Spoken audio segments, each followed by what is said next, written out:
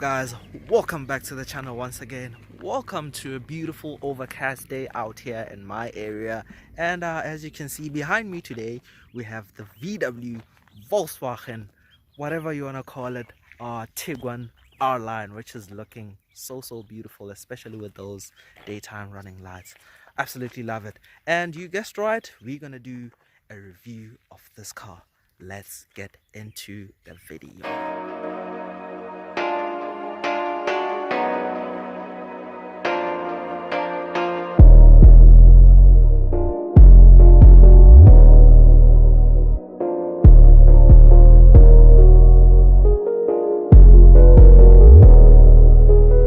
JHC Beats.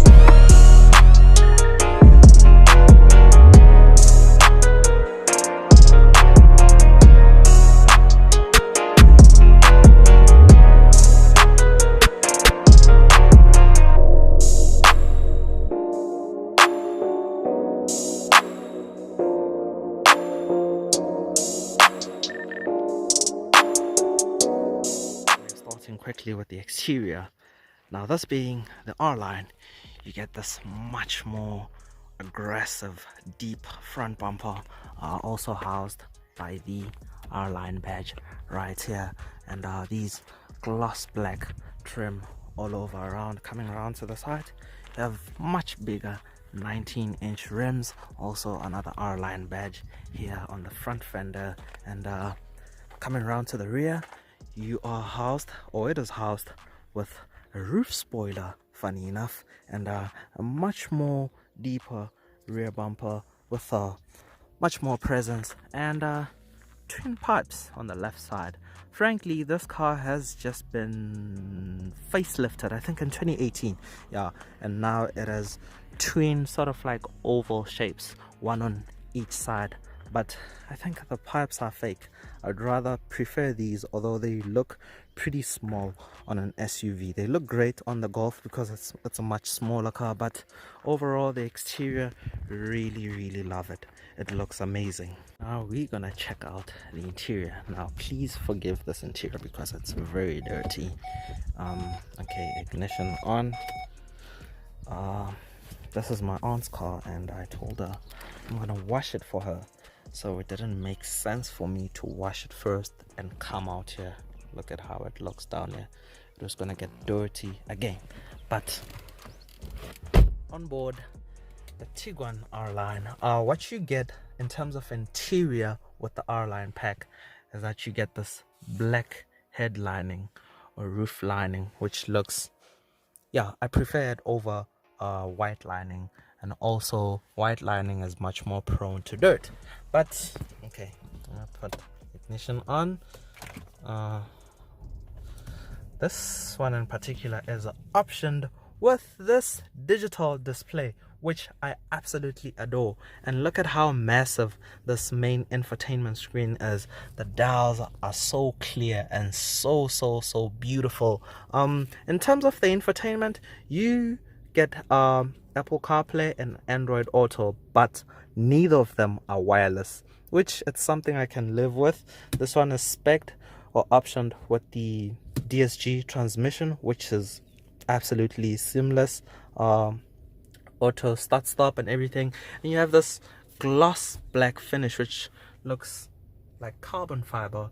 I don't know if it's real carbon fiber, but yeah, and also leather as standard with these very sporty seats with these huge side bolsters, and of course panoramic sunroof. I love pan roofs on SUVs. They just look so huge and so gorgeous. That's pretty much it with the interior. Okay, let's check out the boot. This has a power tailgate, which is always nice. The boot is huge. You have this very nice square shape, and you can lower the front seats, or the rear seats rather, as easy as that, and go flat. I can't make it flat, but you have an idea with the side. Absolutely loads of room for your luggage and everything. You can actually go camping and sleep out here by lowering the seats like this, which would be really nice. I tried the kick function to open the boot, but I don't think this specific car has that. But at least the tailgate is power function. So just do that and behold.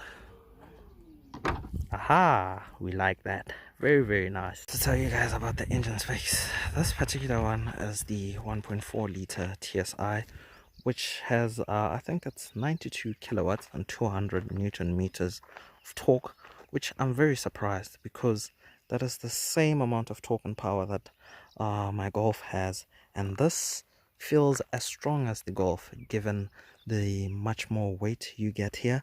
But also you can get this with the 2 liter TSI engine with 162 kilowatts and 350 newton meters, which those are the same numbers that you get in the Golf GTI, and that particular model should be pretty badass. And you can also get it with a 2 liter diesel motor for if you fancy some little bit more fuel economy or efficiency rather. But yeah, that's about it in terms of the engine. Driving the Tiguan online, just doing some casual road driving.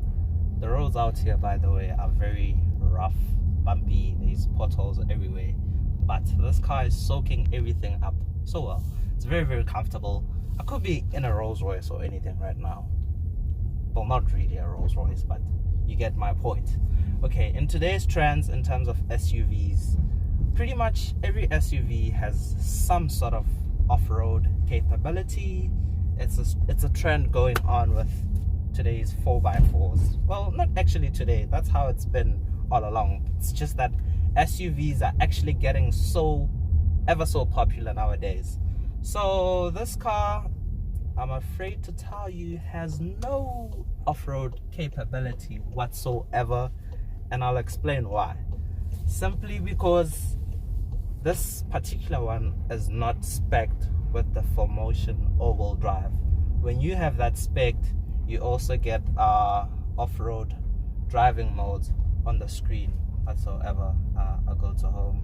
Okay, right now it's on navigation, but when you spec it with 4Motion, you get like off-road driving modes like sand, snow, and on and on and on and on and on. But right now I'm chilling, comfortable.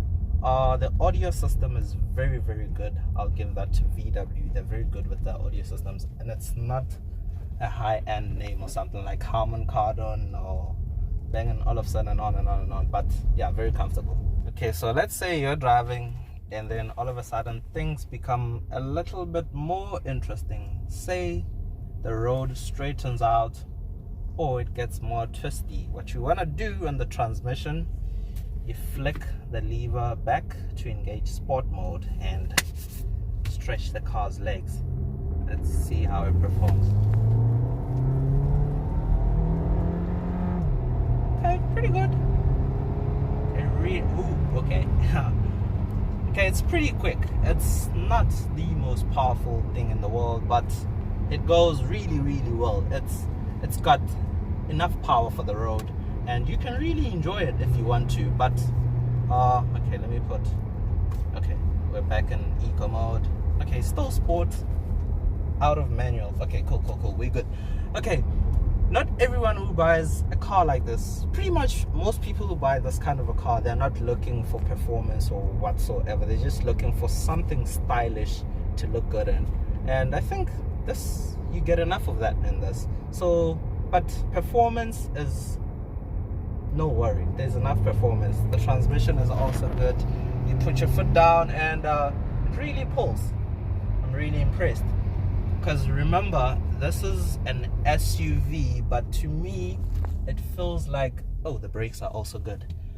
It feels as strong as the Golf, and this should be like what, 300, 400 kilograms heavier than the Golf. And you know, weight actually kills performance, and this doesn't feel any different from that. It pulls really well. Okay, there's a bit of a curve here. Let's push it a little bit. Okay. Right. I wanted to push it a little bit on a curve to fill some body roll. Obviously, this is a tall vehicle. There will be a significant amount of body roll. Funny enough, SUV means sport utility vehicle, but it is sporty enough. I like the downshift when you have it in sport mode. And remember, this is not spec'd with 4Motion, it's front wheel drive, and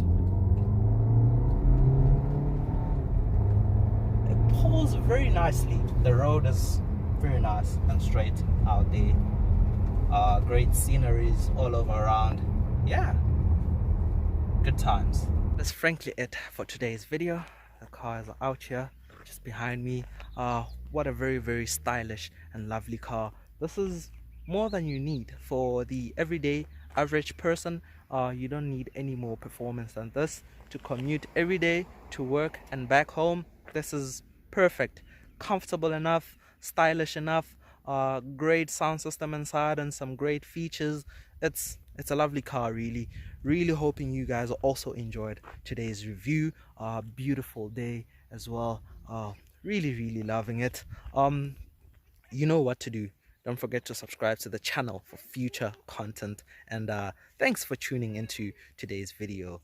I hope to catch you guys soon. Cheers.